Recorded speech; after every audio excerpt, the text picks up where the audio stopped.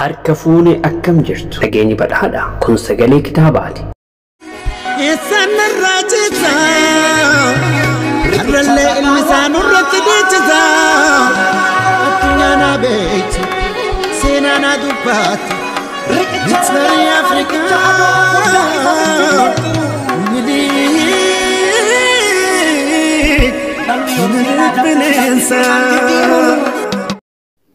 Seenaa Minilik.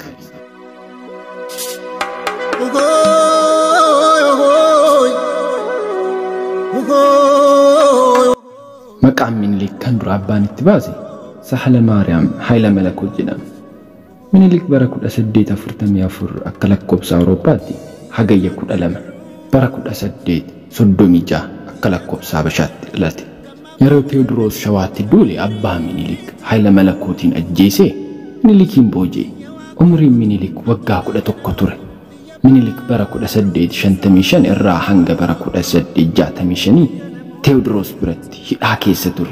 Du'a Teewodiroos dura gargaarsa baalabbaata Oromoo Walloo kan Warqit jedhamtuun Minilik Shawaatti deebi'e. Biyya Oromoo bakka Angoolalaa jedhamtutti dhalate. Kan guddate ammoo Oromoota Shawaa wajjiinidha.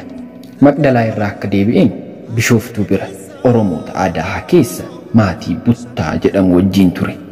Minilik kan mana hidhaa Teewodiroos keessaa ba'e gargaarsa Oromoota Wallootiin ture.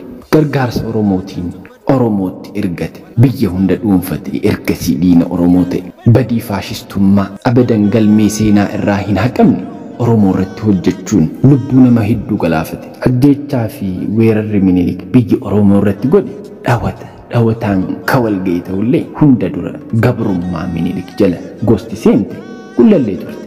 Lafti Oromoo Gullallee kan har'allee handhuura Oromiyaa taate Finfinneen kolonii Minilik jala harka sassaabbattee seente.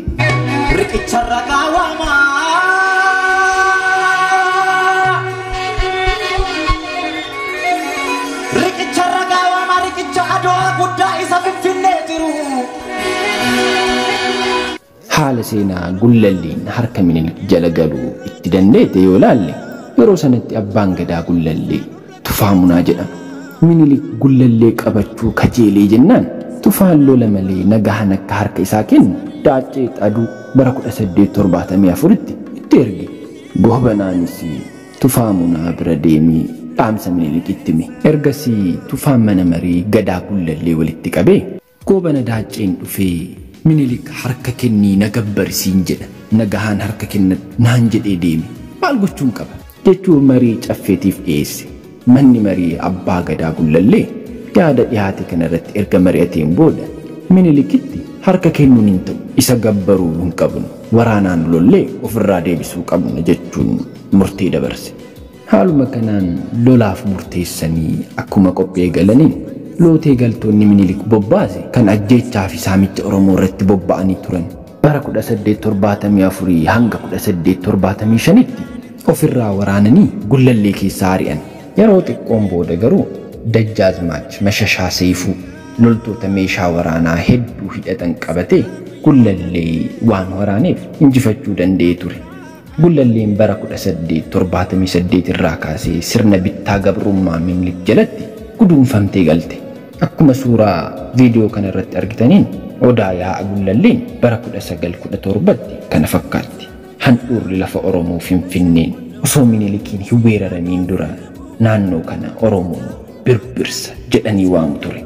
Amma garuu Piyaassaadha bakka siidaan Minilik itti dhaabbate kun.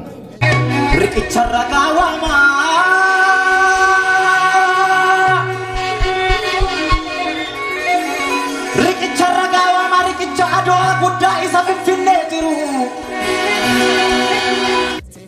Namni Minilikitti tumsee diinaaf bitame Oromoo gabrummaa jalatti galchee nama goobana Daaccee Xaaduu jedhamudha.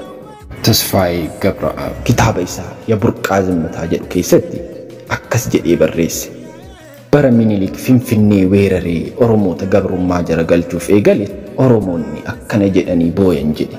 Inxooxxoo dhaabbatanii caffee gadi ilaaluun hafe. Finfinnee loon gaggeessanii hora obaasuun hafe. Tulluu dallaattii irratti yaa'iin Gullallee hafe. Gafarsarraan dabranii qoraan cabsuun hafe. Hurufa boombii irratti jabbilee yaasuun hafe. bara jarri dhufan loon keenyas nurraa dhume erga diinni dhufee birmadummaan illee hafe jedhanii boo'aa turan. Haaluma wal fakkaatuun lola bara 1876 hanga 1877 adeemsifameen waraanni Minilik diina Oromoo guddicha Goobana Daacceetiin durfamu Abbichuu, Galaanii fi Salaaleen bara 1882 baachootiin cabsee harka Minilik jalatti galche. Leeqaan lamaan Naqqamtee fi Qeellan tokkummaa uumanii waraana Goobanaa Imbaaboo irratti lolan injifatan. Booda waraanni Goobanaa bara 1877 hanga 1888tti Leeqaa lamaanuu mootee cunqursaa Minilik jala seensise. Dibee shanan keessaa mootummaan Jimmaa osoo hin loliin walii galteedhaan harkaa kennu malee kan hafan mootummaan Limmuu, mootummaan Gommaa, mootummaan Guumaa fi mootummaan Geeraa weerara Minilik bara hedduuf ofirraa ittisaa turanis dhumarratti martuu sirna gabroonfataa Minilik jalatti kufaniiru.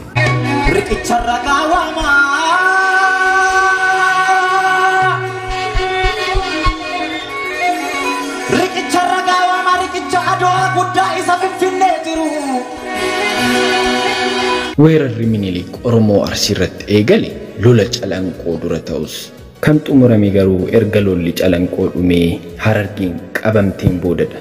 Bara 1881 irraa hanga 1887 Minilik Arsii gabroonfachuuf lola waggaa 6 guutuu adeemsifameen Oromoonni 100,000 ta'an yoo du'an lola fulbaana 6 bara 1886 taasifame qofaan Oromoonni 12,000 ta'an wareegamaniiru. Diinni uummata Oromoo kan Minilikiin durfamu gootota Oromoo Arsii waraanaan cabsuu dadhabnaan uummanni dhibee Gifir smallpox jedhamuun akka qabamuuf uffatatti godhanii biyya keessa facaasan. Loon isaaniillee dhukkuba loonii kan dur biyya Oromoo keessa hin jirreen akka qabaman haaluma wal fakkaatuutiin biyya keessa akka tamsa'u taasisan. Booda uummata fayyaan laaffisee fi dinagdeen hiyyoommate laayyootti cabsee gabroonfachuuf danda'e. Minilik bara 1882 hanga 1886 weerartoota waraana isaa Arsiitti erge. Loonii fi qabeenya adda addaa akka saaman taasisaa ture. Akka seenaan ibsutti lola Minilik biyya Oromoo irratti adeemsise hunda keessaa akka Oromoo Arsii sirna gabrummaa diinaa balaaleffachuun gootummaa cimaan waraana Minilik dura kan dhaabbatee ofirraa ittise hin jiru. Minilik Oromoo Arsii weeraruu kan jalqabe jidduu muddee bara 1881 hanga Gurraandhala yoo ta'u Minilik Oromoota Arsii irratti waggoota 4 keessatti lola gurguddaa 6 adeemsiseera. Waraanni Minilik meeshaa waraanaa hammayyaa hedduu kan hidhate ta'ullee riphee loltoota Oromoo Arsii laayyootti injifachuu hin dandeenye. Lolli Arsii irratti gaggeeffame hedduun isaa Minilik mataa isaatiin durfame. Minilik bara 1883 duula Oromoo Arsii irratti adeemsiseen riphee loltoota Arsiitiin marfamee haga xiqqoof dheesseeti kan lubbuun isaa baate. Ta'ullee garuu loltoonni isaa hedduun isaanii akka du'an galmeeffameera.